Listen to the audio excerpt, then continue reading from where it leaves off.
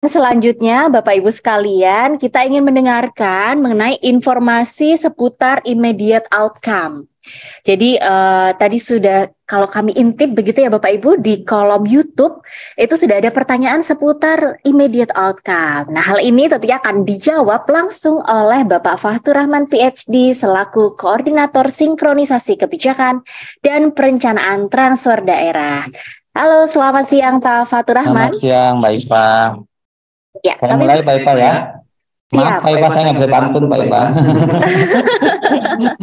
Ini Bapak Ibu sekalian, terima kasih banyak nih kepada para narsum juga. Kami sampaikan tadi di dalam question and answer, yaitu banyak sekali pertanyaan terkait dengan immediate outcome ya. Itu sebabnya kami buat session sendiri terkait dengan immediate outcome ini, agar Bapak Ibu sekalian bisa memahami sepenuhnya apa itu immediate outcome. Mungkin Mas Airo bisa membantu share screen. Bapak Ibu sekalian, immediate outcome immediate outcome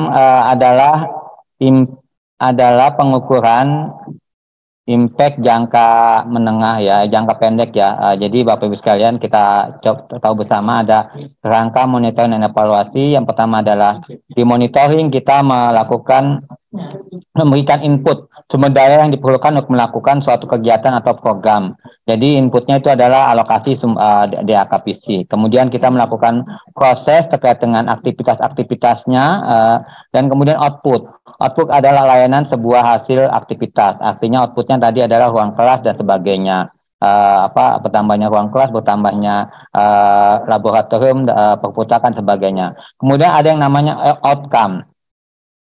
Outcome memang sebenarnya adalah hasil jangka panjang ya Bapak Ibu sekalian. Tapi karena kita di DAK Fisik adalah kegiatan-kegiatan bersifat fisik, kami juga mencoba Bappenas mencoba mengukurnya dengan bahasanya adalah intermediate atau immediate outcome. Artinya outcome dalam jangka pendek yang kita ukur. Kemudian tentu saja nanti akhirnya adalah impact yang kita akan bisa ukur pada mungkin 10 atau 15 tahun kemudian.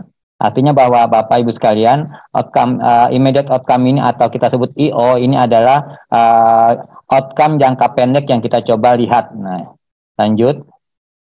Kemudian kami berdasarkan keputusan bersama antara Bappenas, Kementerian Keuangan dan Kementerian Pendidikan, kita putuskan immediate outcome untuk DAK Fisik Pendidikan adalah persentase standar nasional pendidikan atau persentase sekolah yang memenuhi standar nasional pendidikan. Atau kita rumusnya seperti ini, A adalah jumlah satuan pendidikan memenuhi standar SNP Sarpras, kemudian B ada total satuan pendidikan dalam bentuk persentase Bapak Ibu sekalian. Jadi parameternya adalah satuan pendidikan yang memenuhi Sarpras SNP perlu disamakan sebagai persepsi seluruh SNP Sarpras atau Sarpras yang terdapat dalam menu DAK. Jadi kami menghitung hanya Sarpras yang ada menunya di DAK. Artinya bahwa persentase kesesuaian atau keterlengkapan standar nasional yang dengan kondisi Sarpras yang ada di menu DAK. Kita lanjut. Ini Bapak Ibu sekalian sepintas ada terkait dengan proses mekanisme penyampaian intermediate outcome. Tahun kemarin kita memang mempersilahkan teman-teman Pemda melakukan mengisi immediate outcome. Ternyata hasilnya berbagai macam. Nah, ini adalah kita ingin menggunakan Dapodik. Kita tahu semua Bapak Ibu sekalian, Dapodik adalah satu-satunya data pokok pendidikan yang sangat komprehensif yang kita gunakan untuk DAK ini, baik untuk pengusulan maupun pemantauan. Nah, termasuk dengan ini immediate outcome ini, kami menggunakan data Dapodik Bapak Ibu sekalian. Jadi data-datanya itu harus diupdate. Bapak Ibu sekalian, kita sudah mencoba melakukan himbauan, sosialisasi, sudah membuat surat. 15 September adalah 15 April adalah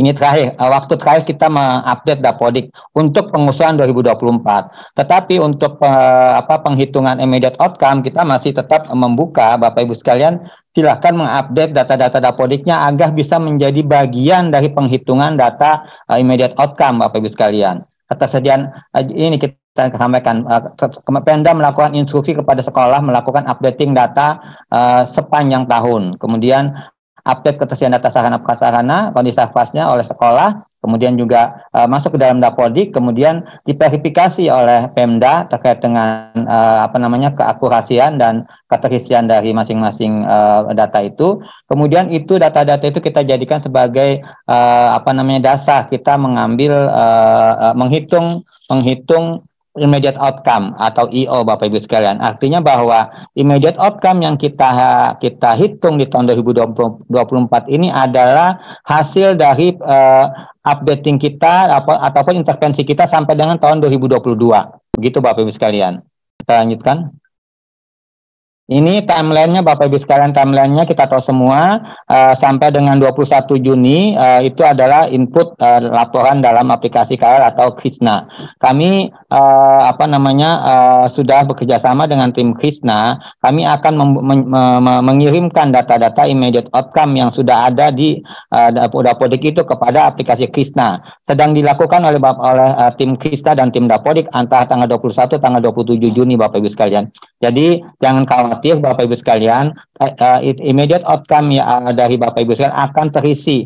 Tidak perlu Bapak Ibu sekalian mengisi sendiri immediate outcome-nya. Nanti Bapak Ibu sekalian tinggal memverifikasi atau melihat hasil dari immediate outcome itu antara 28 sampai 30 Juni. Nah, nanti tanggal 15 Juli teman-teman diminta paling lambat yang mengunduh surat kepala daerah atau Bapeda mengirimkan surat yang sudah ditandatangani kepala daerah ke dalam aplikasi kita terkait dengan hasil immediate outcome ini. Gitu Bapak Ibu sekalian, semua sudah langsung dari secara sistem kita kirim dari Dapodik kepada Krisna. Artinya Bapak Ibu sekalian tidak perlu khawatir, sedang dilakukan proses integrasi antara Dapodik dengan Krisna antara sampai dengan tanggal 27 Juni ini kita lakukan, semoga bisa lebih cepat dan bisa lebih bisa terintegrasi dengan baik. Lanjutkan. Saya ingin menyampaikan Bapak Ibu sekalian, ini teman-teman juga belum semua taat dalam melakukan updating Dapodik ini. Ini konsep ketuntasan yang kita coba lihat di 2022, hanya dari sekian dari total 49.000 sekolah yang kita intervensi di tahun 2022, baru 5.453 yang benar-benar tuntas. Artinya DAK 2022 itu tidak terlalu mengusung konsep ketuntasan. Ini mohon perhatiannya Bapak Ibu sekalian, karena kami juga membuat semacam formula bahwa 2 tahun DAK sekolah yang diintervensi DAK 2 tahun terakhir tidak bisa mendapatkan mengusulkan DAK tahun yang berjalan. Artinya, jika Bapak Ibu sekalian sudah memasukkan dalam usulan di DAK 2022 tahun sebelumnya, itu tidak bisa kita usulkan di 2024 ini. Bahwa ini perlu dipahami Bapak Ibu sekalian, karena kami mengawal konsep ketuntasan seperti sudah disampaikan oleh Pak Ibu Kepala Biro tadi, bahwa ini penting sekali kita kawal karena ini menjadi catatan buat kita agar kita bisa memperlihatkan dampak dari DAK fisik pendidikan terhadap peningkatan kemajuan sarana prasarana pendidikan di seluruh Indonesia. Kita lanjutkan. Ini contoh yang lain adalah ini contoh Bapak Ibu sekalian. Ini dari tahun 2022 ini salah satu subbidang saja nih, kami tidak ingin sebutkan satu bidangnya. Dari 224 menu pembangunan perpustakaan, hanya 139 yang mengisi kembali di tahun 2023 dan 2024. Artinya dari 224 menu pembangunan perpustakaan yang mengatakan bahwa kami sudah punya perpustakaan adalah 139. 85-nya belum mengisi kembali. Ini berpengaruh terhadap penghitungan immediate outcome Bapak Ibu sekalian. Jadi kalau Bapak Ibu sekalian sudah diintervensi 2022, tidak diupdate data Dapodiknya di 2023 dan di 2024, itu jadi immediate outcome-nya jadi tidak nendang. Kenapa? Karena kan 224 sekolah yang kita testimasi. Kenapa juga di Dapodik baru 139? Nah, begitu juga dengan contoh menu UKS. Ada 1063 sekolah yang mendapatkan pembangunan dan rehab UKS. Tetapi yang mengupdate Dapodiknya baru 491. Berarti baru 491 yang kita anggap tuntas. Padahal kita sudah mengintervensi 1063. Nah ini Bapak Ibu sekalian tolong diperhatikan karena ini akan berpengaruh sekali terhadap pencapaian immediate outcome. Ini lagi contoh yang kedua adalah yang ketiga adalah lab IPA. Dari 370 lab IPA yang kita bangun dan kita rehab di tahun 2022, hanya 213 yang mengupdate-nya di Dapodik. Kita tahu semua pastinya ada 370 pembangunan lab IPA, tapi tidak diupdate kembali, tidak dimasukkan kembali dalam Dapodik. Walaupun sekolah itu sudah tuntas dalam hitungan kita, dalam hitungan karena sudah diintervensi oleh DAK, tetapi tetap saja Bapak Ibu sekalian updating Dapodik tetap harus dilakukan karena ini berpengaruh tadi terhadap pencapaian immediate outcome. Mohon bantuannya Bapak Ibu sekalian untuk updating Dapodiknya. Kalau untuk update Dapodik terkait dengan pengisian immediate outcome, kita ini sudah lewat karena tidak per 15 April, tetapi per bulan Juni. Juni tadi 21 Juni itu kita ambil datanya dan kita kirimkan ke Krisna. Itu sudah lewat hari kemarin. Artinya bahwa immediate outcome ini sangat dipengaruhi oleh ketaatan teman-teman dalam mengupdate Dapodik. Lanjut. Mungkin itu Bapak Ibu sekalian sebagai informasi terkait dengan immediate outcome. Mohon dicek nanti tanggal-tanggalnya Bapak Ibu sekalian, walaupun Bapak Ibu sekalian tidak mengisi secara langsung immediate outcome di Krisna, tetapi mohon dicek hasilnya dan mohon juga tadi terkait dengan surat-surat terkait dengan penyampaian immediate outcome dari kepala daerah, mohon ditaati waktunya. Kenapa? Karena immediate outcome ini juga akan mempengaruhi penilaian kita Bapak Ibu sekalian. Mungkin sebagai penutup itu kami sampaikan. Terima kasih banyak, semoga informasi ini bisa berguna buat teman-teman sekalian. Assalamualaikum warahmatullahi wabarakatuh. Kita kembalikan ke Pak Ibu Moderator. MC Bapak. Siap. MC ya, MC. Moderatornya dengan Pak Taufik. Baik, terima kasih banyak Bapak. Nggak ingin menyampaikan pantun Bapak kira-kira? Saya tidak bisa pantun. Baik, nanti saya tutup dengan pantun ya Pak ya.